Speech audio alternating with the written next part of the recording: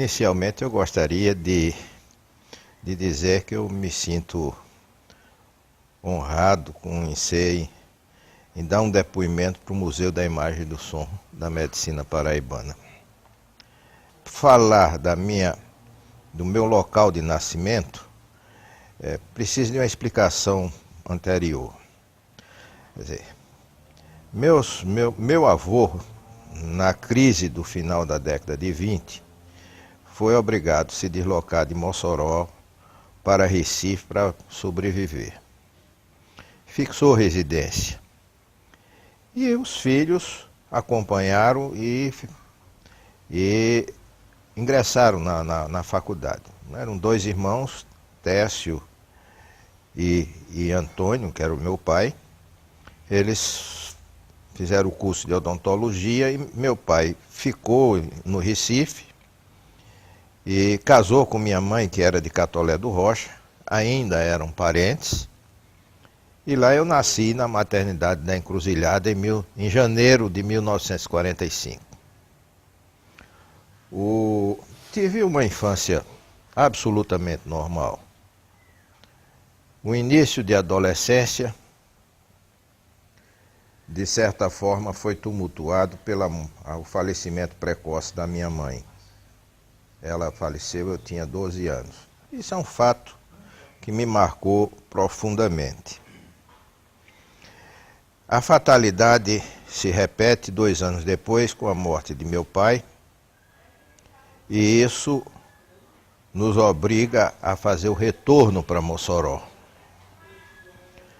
Em Mossoró, eu concluí o curso ginasial e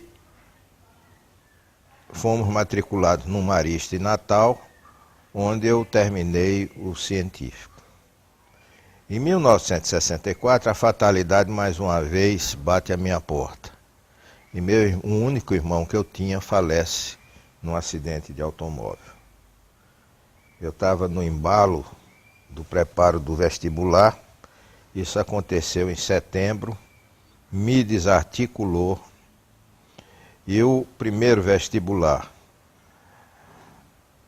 realizado em 65, eu não logrei êxito e dessa forma eu resolvi retornar ao Recife para preparar o vestibular. Nesse meio tempo, eu gostaria de relembrar aqui um aspecto extremamente marcante. A casa do meu avô era uma casa interessante. Era uma espécie de consulado do Rio Grande do Norte e da Paraíba, onde os jovens que procuravam o curso superior em Recife frequentavam, os oriundos dessa coisa. E era uma casa de livros. Meu avô era um maníaco por livros. Uma das iniciativas dele em Recife foi adquirir um sebo que abastecia mais a biblioteca particular dele do que o que ele vendia. Ele teve uma influência muito grande no desarnar literário. Depois da morte de minha mãe, eu fui morar com ele. E ele, a essa altura, já estava com a visão bastante comprometida e me pedia para ler para ele. E foram inúmeras as leituras. Isso durante 2 anos, isso se repetia com muita frequência. E era um homem de várias formações, de uma cultura muito vasta. Não existia pergunta sem resposta. Pelo que Paulo Maia diz a respeito de Técio, diz que ele só tinha uma área do conhecimento que ele não conhecia bem, que era a música, mas o resto ele conhecia. Bom, essas foi uma das boas influências que eu tive na minha vida. O período de Recife Foi um período de recomposição.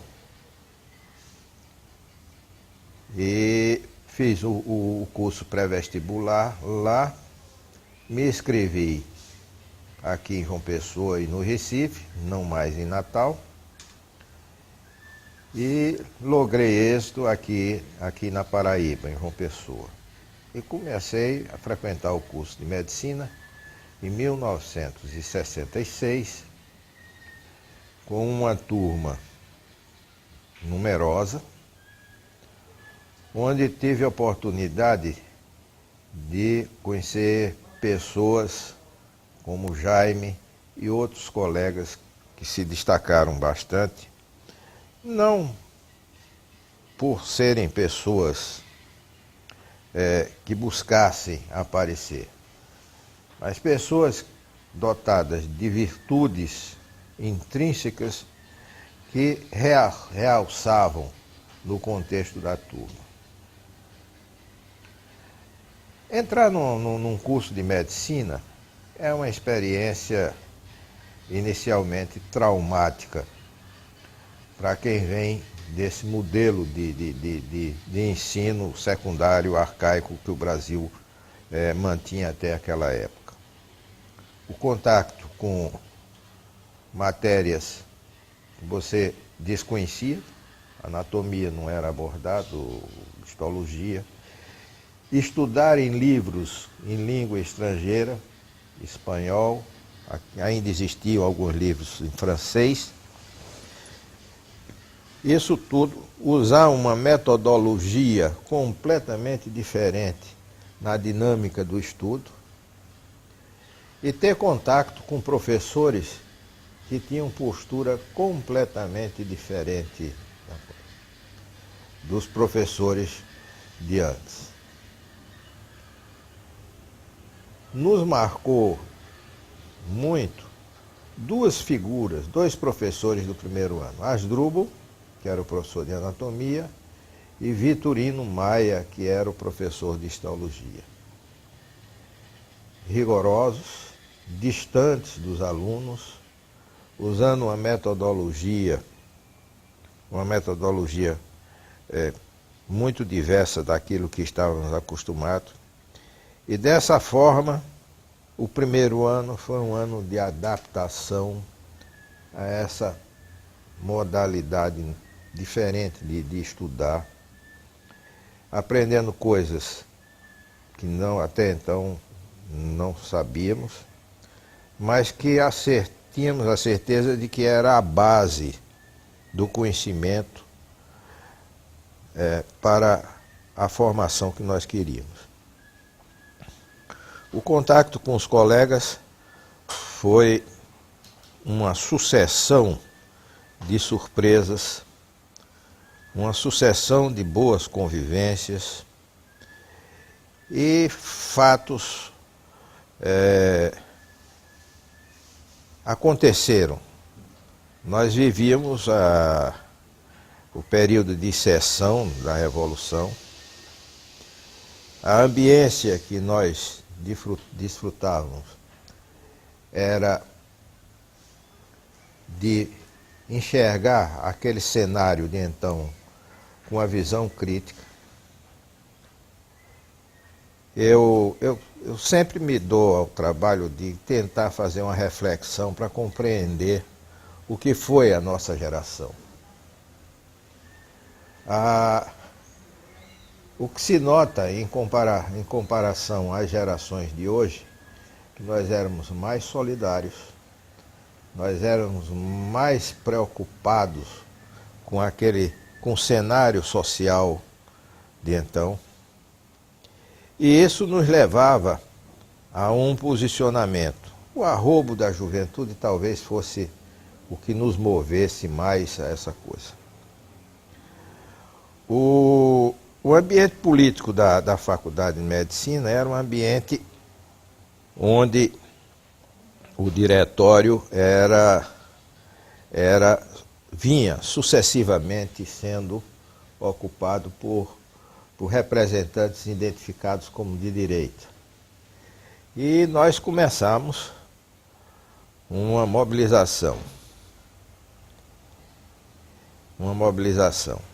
Para minha surpresa, um belo dia, eu não me recordo se Jaime e Humberto foram as pessoas que me abordaram, mas dizendo, você vai ter que ser o candidato a presidente do diretório.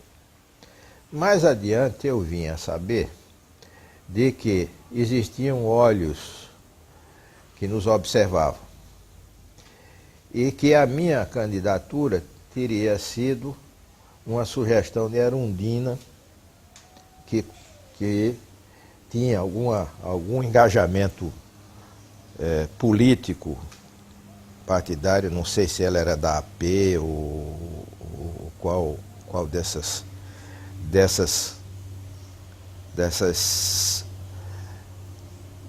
facções que militavam na esquerda. E nós começamos a campanha. Muito mais os colegas do que eu. Eu sempre fui meio recatado, meio caladão.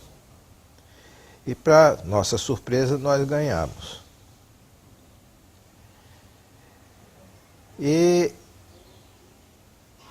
algumas coisas de novo foram pensadas para o diretório, além de uma participação política e coisa. Então foram feitas várias coisas no diretório. Uma biblioteca surgiu, uma biblioteca com um acervo pequeno, mas de qualidade. Conseguimos, com mobilização, fazer uma quadra de esportes. Passamos a ter uma preocupação em influir e realizar alguns eventos de natureza científica que seriam complementares à nossa formação. Nesse meio tempo, nesse terreno fértil da solidariedade, surge um outro movimento liderado por Genival Guerra, que fundou a COPEAI, que era uma organização de auxílio às obras do Padre Zé. E nós começamos a frequentar aquele ambiente dantesco de então. A comparação mais simples que pode existir é que aquele abrigo do padre era um porão de navio negreiro. Isso desencadeou uma oportunidade para que fôssemos acusados de comunistas, de que a COPEA era um movimento da extrema esquerda. Isso tinha um respaldo na argumentação, porque Genival Guerra tinha sido caçado pela Revolução. Ele era sargento e, uma vez caçado, fez o vestibular, passou. Na realidade, o que nós fizemos foi iniciar a separação dos doentes que viviam misturados, de mobilizar a sociedade, a comunidade estudantil para aquela realidade. A COPEAI foi extremamente marcante para a nossa geração. Nós tivemos um grande apoio da imprensa. E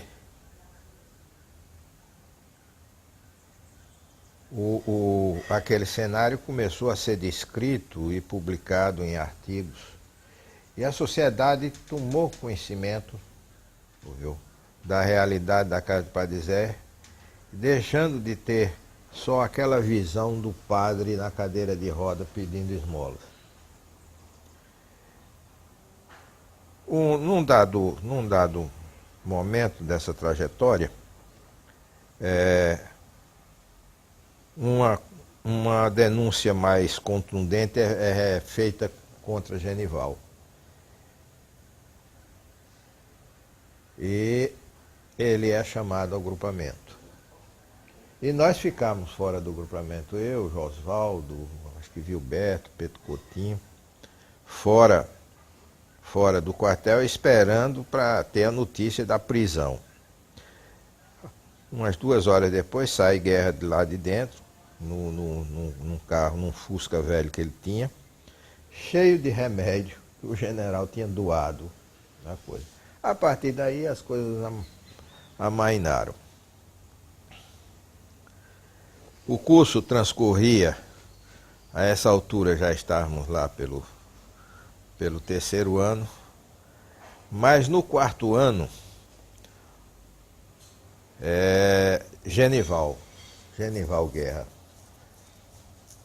teve uma hemorragia digestiva, ele tinha varizes de esôfago, foi para o Rio de Janeiro fazer a cirurgia, uma cirurgia que não se fazia aqui no Nordeste ainda, que era uma derivação da circulação hepática, para aliviar as varizes de esôfago. E lá ele fez contato com os antigos companheiros do tempo de Paraçá.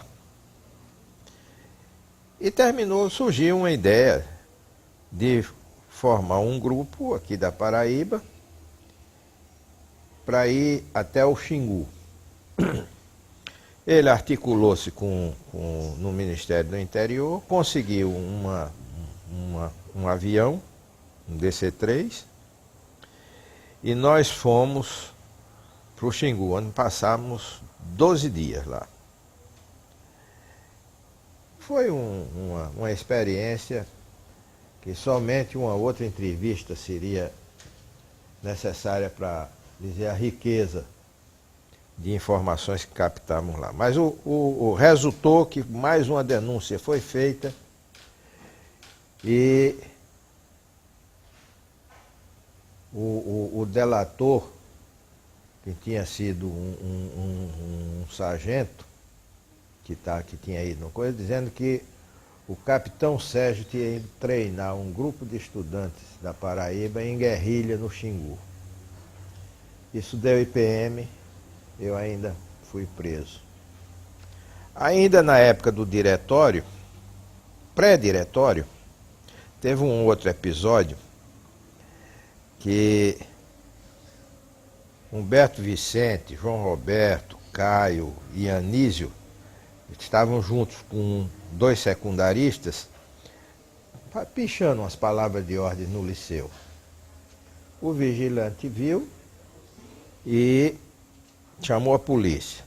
Quando a polícia chegou, já tinham saído. O secundarista, os 2 secundaristas chamavam muita atenção, porque um era muito alto e o outro era baixinho e gordinho. E eles ficaram com o resto do dreia que estava sendo consumido na pichação e a lata de tinta e foram para o ponto de 100 réis. Quando a polícia viu, olha ali, Dom Quixote e Sancho Panza foram lá e prenderam os 2 secundaristas.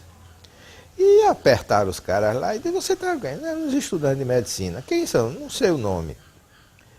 Aí lá para Santa mais aperto, ele disse, tinha um tal de um Ricardo, eu era o candidato. Aí, resultado, a polícia começou a me procurar. Quando chegava na faculdade de medicina, ali na Alberto de Brito, aí me avisava, eu saía da aula, fugia por trás, lá por João Medeiros, e desse jeito eu comecei a ficar incomodado.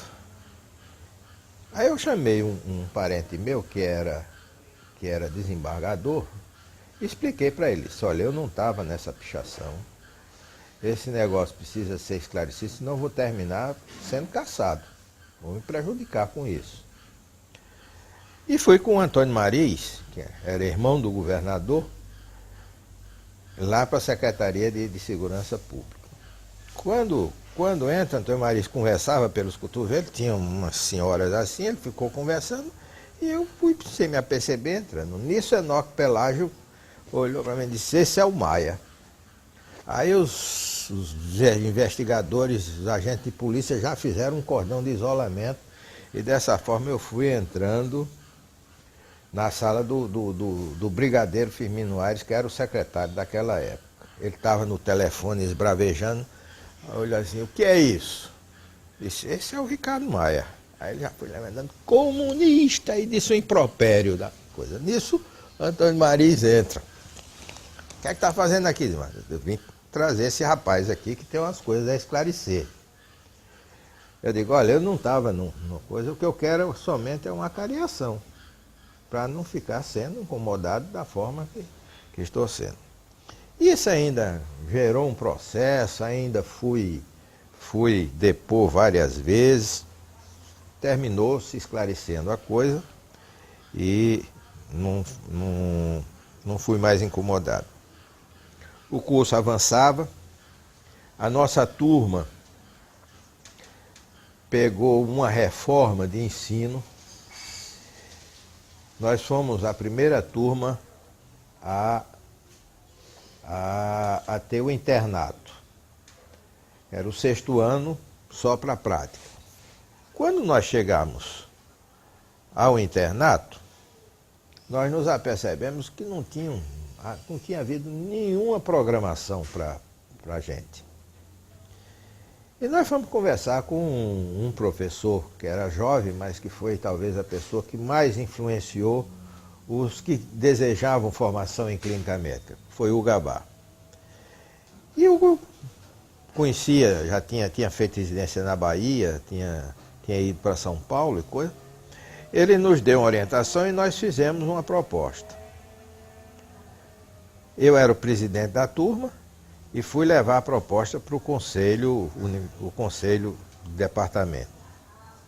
Lá, quando eu fiz a proposta, um professor da época disse: é a primeira vez que eu estou vendo soldados querer mandar em generais. E um outro levantou-se colérico, de dedo em riste, viu? Eu deixei que ele falasse, aí eu expliquei, disse: olha, nós estamos preocupados porque nós não estamos vendo que exista nenhuma programação e que nós queremos dar uma colaboração. Ele entendeu, esse que foi mais incisivo, e depois, numa reunião do Conselho Maior da Faculdade de Medicina, ele mandou constar em ata um elogio bobo a forma como eu tinha me comportado na reunião. Bom, essa fase é a fase em que você se preocupa com o pós-formado. Qual era o caminho? Ou ir para o interior, fazer a medicina da época, ou então sair para uma pós-graduação. Eu tinha tido uma oportunidade que foi muito importante para a escolha da especialidade que eu queria. Eu fui, a partir do 4º ano, interno da enfermaria de cardiologia. Era o braçal. Fazia os eletros, fazia a prescrição e coisa, e isso me ensejou a familiaridade, com alguns conhecimentos de cardiologia. E aí me decidi por cardiologia.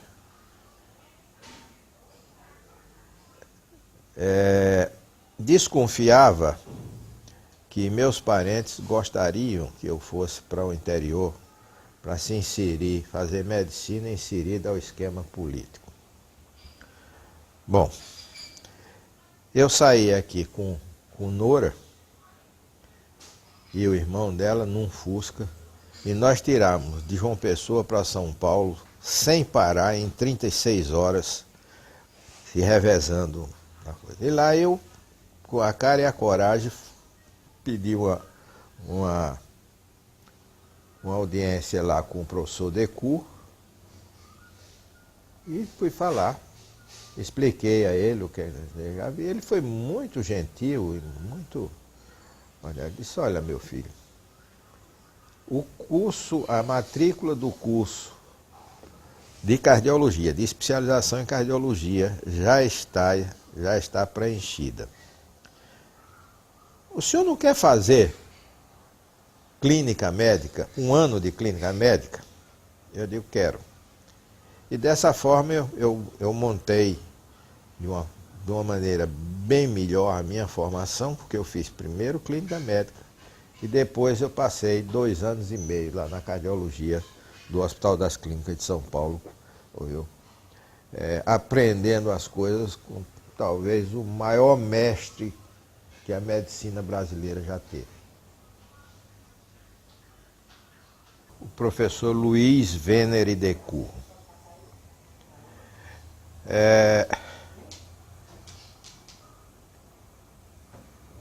A experiência de São Paulo é muito interessante, porque São Paulo a gente não aprende só no hospital em que nós estamos estagiando. Nós aprendemos com a cidade, nós aprendemos com as pessoas que você vai se dando a conhecer. Esse período de São Paulo foi um período fundamental, ou melhor, a minha vida se deve muito à consorte, ou então, como Balduino diz, à sem sorte, da minha esposa, que contribuiu fundamentalmente para essas conquistas. Eu, outro dia, olhando o meu boletim de notas daquela época, e uma coisa chama a atenção. As notas saltaram para o limite superior depois que eu me casei. Antes de casar, elas eram abaixo da média. Pois bem, foram 3 anos e meio de São Paulo, possibilidade até de ficar por lá, mas encontrei numa ocasião com o professor Antônio Dias dos Santos, que era diretor da época, disse, Ricardo, volte porque o hospital universitário está sendo construído e nós vamos fazer concurso. Eu vou fazer um parêntese para falar sobre o hospital universitário que eu esqueci. Eu posso afirmar sem erro de que o hospital universitário foi uma conquista da mobilização daquela época de diretório. Para nossa surpresa, a mobilização existia reclamando das condições precárias do Santa Isabel e o reitor da época sensibilizou-se. Nós não esperávamos, por ser um militar, embora professor da Faculdade de Medicina. E empenhou-se na coisa. Ele conhecia a realidade do Santa Isabel. Contratou Mário de Lácio, mandou fazer uma planta, houve um contato com João Agripino e haveria uma permuta daquele terreno onde é o Bom Pastor por uma pontinha da cidade universitária, onde seria o Bom Pastor, se construiria o hospital. Era uma planta muito interessante, era um hospital redondo com 4 raios, forma de cruz, de 4 andares, e o professor Guilherme Martins saiu com essa planta debaixo do braço para Brasília. E um projeto feito para reivindicando o hospital. Isso aí não. Mas se você quiser, tem um hospital aprovado aqui, com algum recurso já orçado e coisa.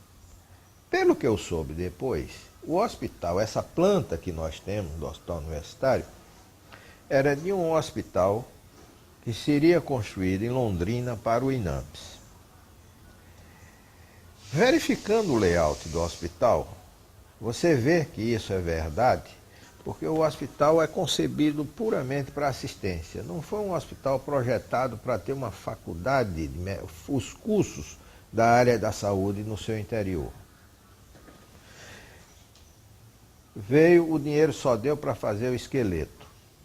Então, no retorno de São Paulo, tinha assumido Linaldo Cavalcante, que estava administrando a universidade como um furacão.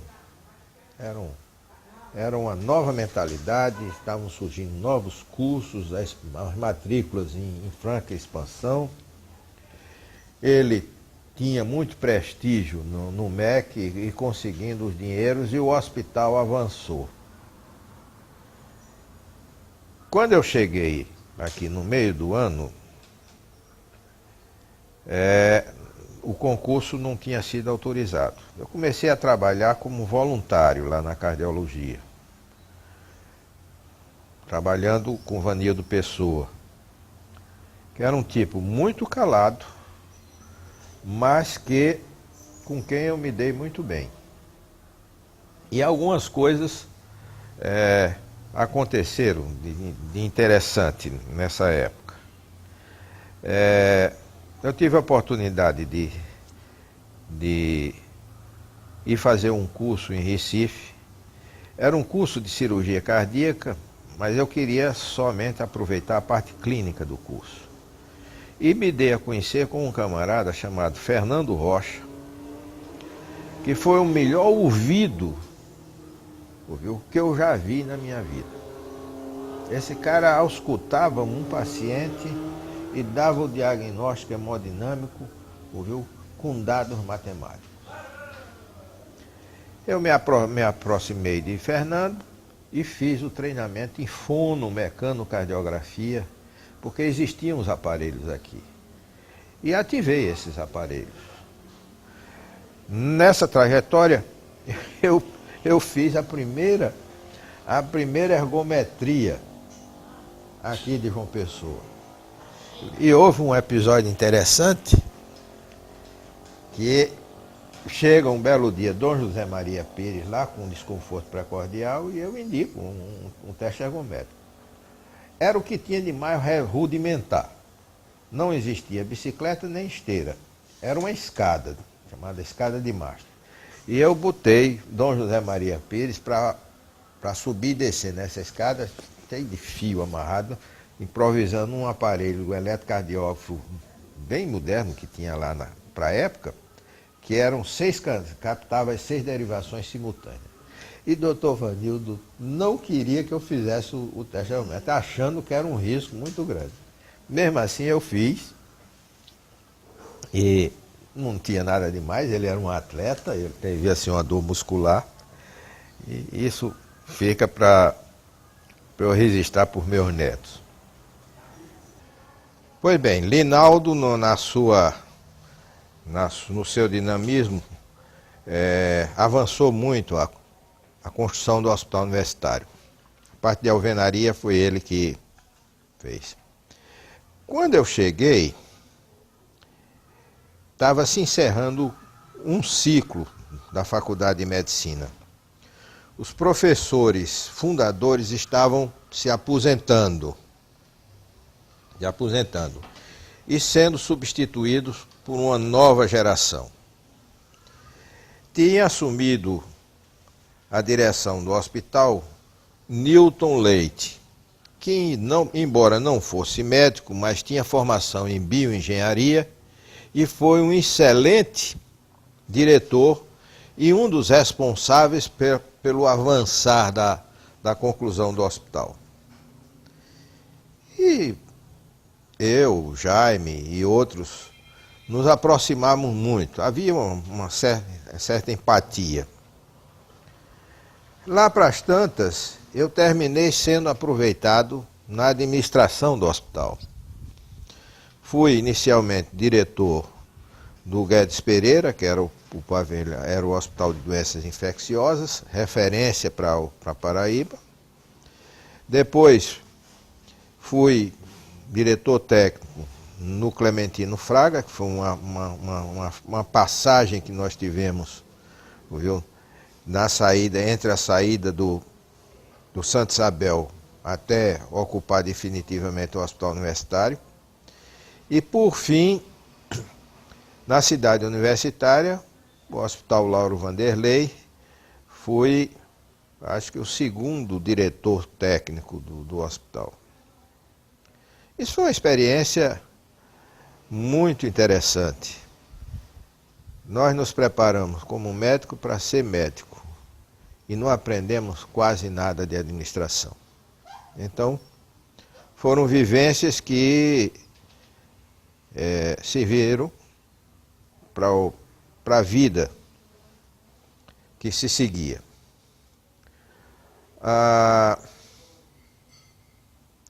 Newton Leite foi diretor nomeado a primeira vez, depois, sucedendo Newton Leite,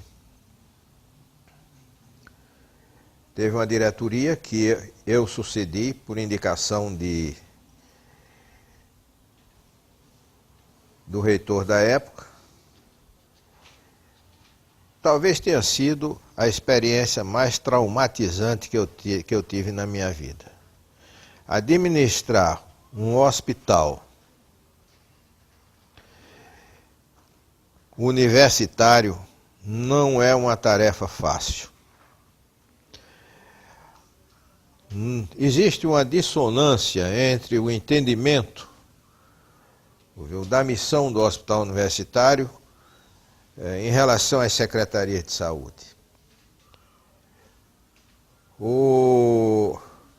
Erros foram cometidos ao nível da administração ao se criar um corpo clínico para o hospital universitário e não aproveitando o corpo docente como era antigamente.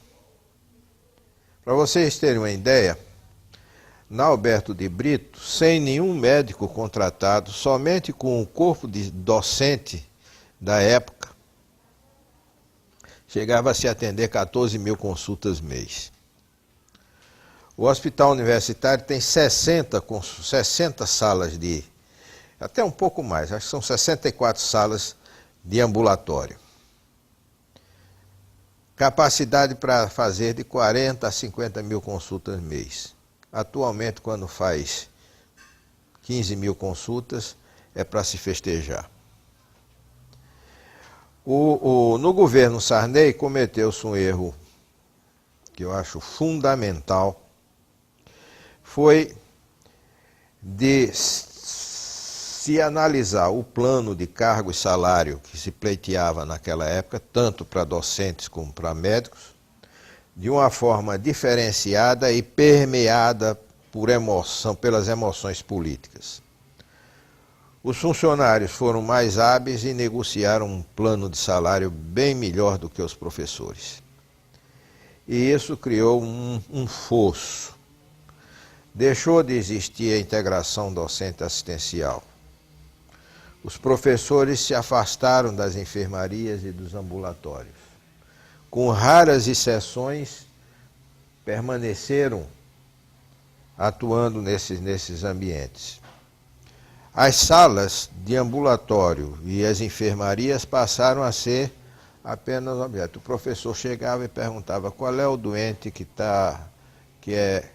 tem tal patologia, para eu dar uma demonstração aqui para os alunos. A residência médica foi criada em 77 no Hospital Universitário. Inicialmente nas áreas básicas. E o residente passou a ter uma atuação obedecendo às diretrizes da Comissão Nacional, de que o aprendizado do médico residente tem que ser essencialmente na prática. E ocupou o espaço do interno. O interno deixou de ter a relevância que tinha na nossa época, quando nós fazíamos a atividade do médico residente. prescrevia, evoluía e discutia com o preceptor. Essa fase é a fase que se encerrou há 2 anos atrás, quando se tentou uma modificação do ensino e se estendeu o internato para que ele ocorresse em 2 anos. Isso é uma tentativa de trazer o aluno do curso de medicina para uma prática mais intensiva.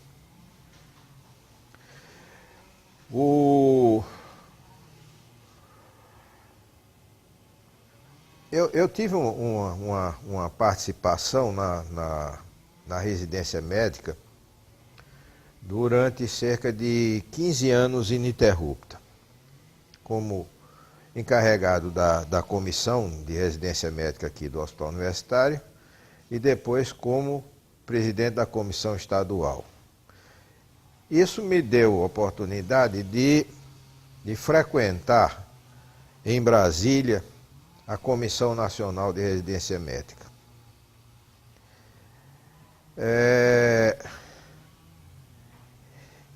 E a política, a necessidade do Ministério da Saúde em conseguir mais médicos para os programas de saúde da família, levou a eu chamo uma intervenção elegante na Comissão Nacional de Residência Médica.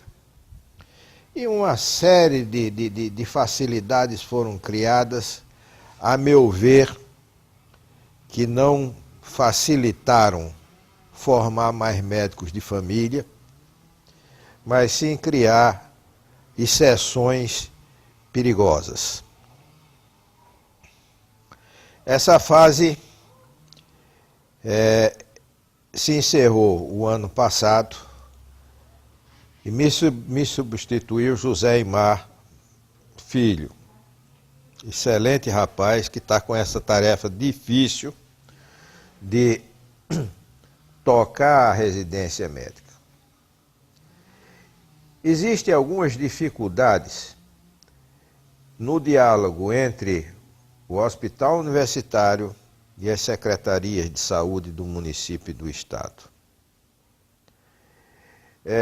Decisões de natureza política têm sido tomadas de forma equivocada, prejudicando a população, prejudicando o ensino.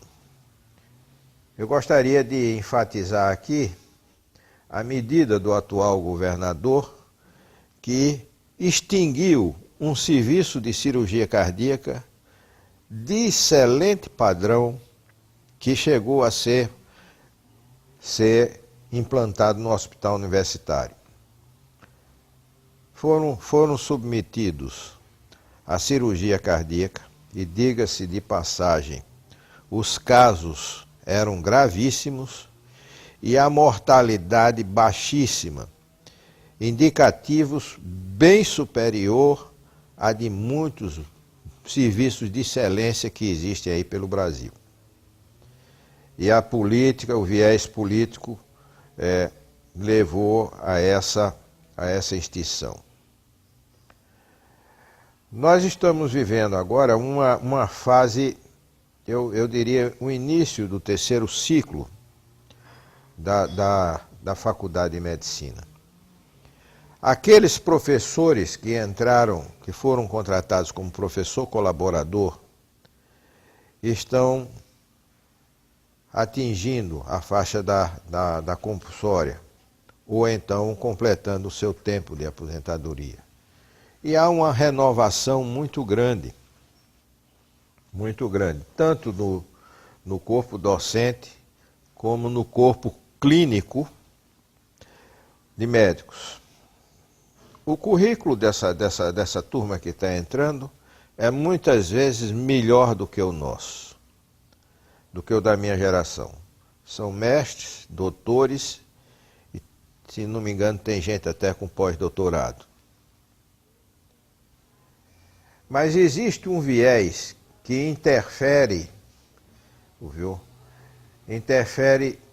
de forma fundamental na participação efetiva dos professores e dos médicos no processo do hospital universitário. O viés a que eu quero me referir diz respeito à forma como o mercado de trabalho do médico se consolidou no Brasil. A medicina que se pratica hoje é uma medicina de convênios, que não se preparou para as demandas da atualidade. Então, ao longo do tempo, a desvalorização da remuneração do médico e o crescimento vertiginoso dessas prestadoras de serviço, eles congestionaram o consultório do médico.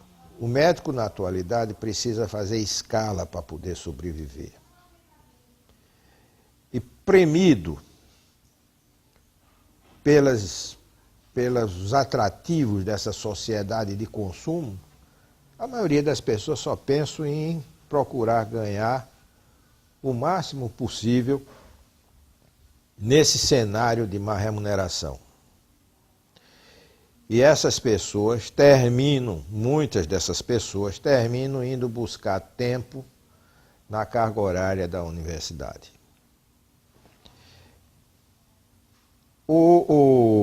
A implantação do hospital universitário, feita por etapas e muitas vezes usando-se de artifícios de absorver o corpo de funcionários de instituições como foi a do Clementino Fraga, de criar fundações para poder reforçar o corpo. Isso momentaneamente foi solução, mas a longo prazo foi um problema. Nós trabalhamos durante muitos anos, inclusive nos dias de hoje, com o corpo clínico do hospital subdimensionado. Neste cenário em que não existindo a carreira de médico, carreira de estado de médico, remunerado de forma a permiti-lo a viver condignamente, leva a essa militância múltipla em vários cenários médicos.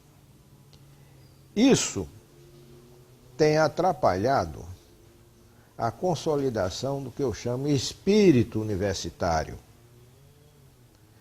A produção científica do nosso hospital, ela é pequena.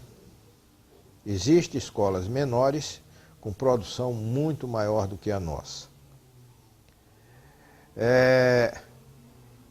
E as atividades ditas universitárias, na acepção da palavra, elas ocorrem pelo exercício de poucos abnegados que se proponham a esse misto. Então, nós vivemos numa época em que existe uma crise no ensino universitário, onde políticas que priorizaram a quantidade comprometeram a qualidade. Isso precisa ser repensado. E isso não é um problema só da Paraíba, é um problema brasileiro. De vez por outra, chega literatura a respeito desse assunto e nós verificamos que é recorrente esse tipo de análise. Nessa trajetória de vida, algumas outras experiências foram extremamente interessantes. Tive alguma militância na Sociedade Brasileira de Cardiologia, fui durante muitos anos membro da Comissão de Legislação e Ética da Sociedade Brasileira de Cardiologia. Uma atuação, e aí é o meu xodó, na cardiogeriatria, quer dizer, durante muito tempo eu fui o representante aqui na Paraíba do Departamento de Cardiogeriatria, até porque há uma identificação maior com esse segmento de faixa etária de coisa. Não sei se é porque eu já me insiro nele. Uma outra experiência atual, gratificante, foi ter sido aceito na Academia Paraibana de Medicina. Uma convivência, são 40 cadeiras, 40 membros, onde a gente exercita uma convivência extremamente salutar. Carneiro Arnaud me atribuiu uma missão que eu encarei como um desafio, foi a de ser o editor da revista da Academia Paraibana de Medicina. Durante os dois mandatos nós conseguimos publicar um número por ano. E agora, na eleição que houve, eu, confiando na amizade e na capacidade de Jaime, eu transferi essa obrigação de ser o editor para Jaime. Isso foi uma escolha quase que imposição. E tenho certeza de que ele vai dar conta do recado. A experiência da revista da academia foi gratificante. Nós conseguimos fazer uma revista de humanidades e não foi com surpresa. Foi com certeza que eu vi que é possível se escrever coisas extremamente importantes por pessoas que não avaliam essa potencialidade que tem. Ornildo e Jaime foram colaboradores dessa revista e escreveram coisas, viu, dignas de serem lidas e de serem gravadas. Uma outra experiência mais remota, mas que foi um tijolo dessa construção de vida, foi uma passagem pela Unimed, onde eu cheguei à diretoria. Não é uma coisa, ela não tem para mim a mesma significância que a universidade teve. A missão da universidade, no meu entender, foi mais nobre do que a missão da Unimed. A Unimed era administrar uma forma de trabalhar em que nós acreditávamos a socialização do atendimento. Infelizmente, muito deturpada na atualidade. Concluindo, eu posso dizer que fiz a escolha correta em ter buscado o curso médico. Identifica-se, a minha profissão identifica-se com minha personalidade. Os espelhos que eu tive no passado, que fomentaram essa escolha, foram Hernani Rosato, Lavoisier Maia, pessoas que foram marcantes, muito marcantes na minha vida.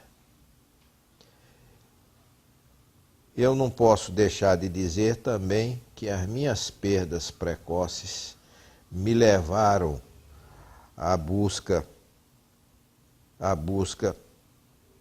da profissão que pretende curar ou amenizar dores. Por provocação de Manuel Jaime e Ornildo, eu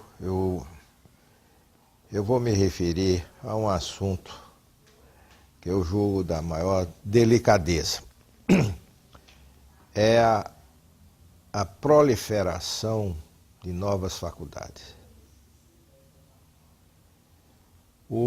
Nós assistimos a uma expansão enorme do número de vagas com a criação de novas escolas médicas. Escolas que foram criadas sem o mínimo critério para que elas pudessem formar médicos de boa qualidade.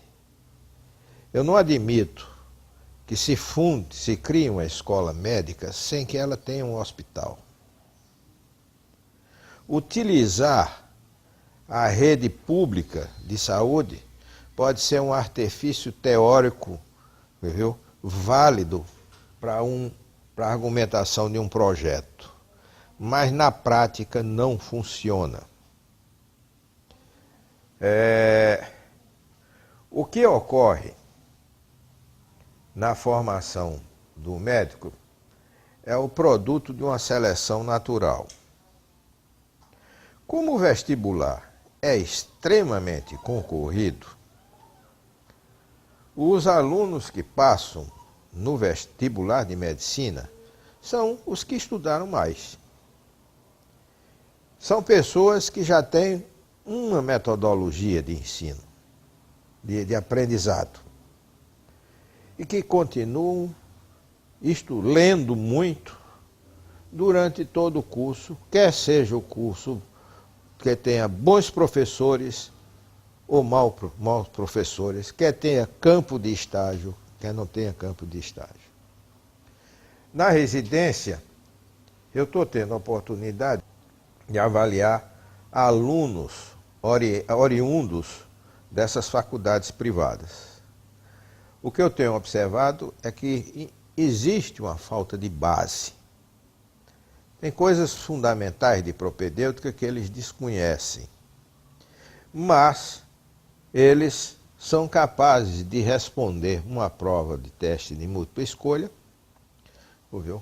Baseado nos macetes que aprenderam nos medicursos, nos cursos preparatórios dessa forma nova de vestibular que o médico tem que fazer para ter acesso a uma residência.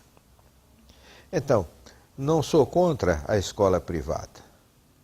O que sou contra é sobre a falta de condições para o funcionamento da escola privada. Por fim, uma coisa que eu julgo fundamental para aqueles que pensam fazer medicina, e por essa vivência de mais de 40 anos de exercício da profissão, o que eu posso dizer é o seguinte: aquele que escolher medicina sem vocação para ser médico, sem vocação para servir, jamais vai ser um bom médico. Aquela frase de Lauro Vanderlei, o médico é o reflexo de Deus na esperança dos que sofrem, ela é uma frase lapidar, que expressa muito bem essa condição. Eu estendo isso, e não é só para o médico, para quem vai para a área da saúde.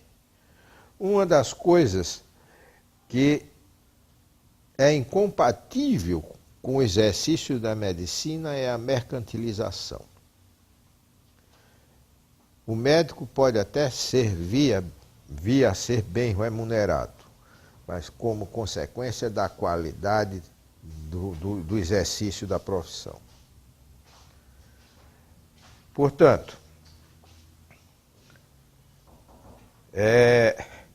algumas coisas precisam acontecer nesse Brasil para que nós retomemos um rumo mais suave, mais perene, de progresso e de melhoria de padrões científicos do médico, da profissão médica. É a carreira de estado de médico. Nós não podemos continuar exercendo medicina com qualidade, nessa produção enorme de conhecimento que ocorre todos os dias. Ninguém tem mais condição de acompanhar a evolução científica, como se fazia antigamente, pelo volume de artigos, de papers que são publicados todos os dias. Então, nós precisamos de ter uma vida de médico como existe em alguns países desenvolvidos. Uma vez conversando com um cirurgião inglês, cirurgião cardíaco inglês, ele disse: olha, eu vivo do meu salário. Só ganho algum dinheiro extra quando eu opero um árabe rico. Mas os congressos, a participação científica, o Estado me garante. O financiamento das minhas pesquisas, o Estado me garante. E não aqui você ficar fazendo uma produção científica, muitas vezes limitada por falta de investimento, por falta de aplicação de recursos tecnológicos mais modernos. Então, ser médico não é uma profissão em que as pessoas possam dizer: eu fechei o consultório e a minha profissão ficou no meu ambiente de trabalho. Você é médico 24 horas. Você é solicitado à noite. Você é solicitado, para atender, às vezes, situações que nem sempre são da sua competência, mas que por dever de profissão você tem que assistir o paciente. Porque o exercício da medicina não se faz apenas pela aplicação do remédio. O exercício da medicina começa pela aplicação da palavra, pela conversa, pelo despertar de confiança. E isso não pode se fazer em 5 minutos.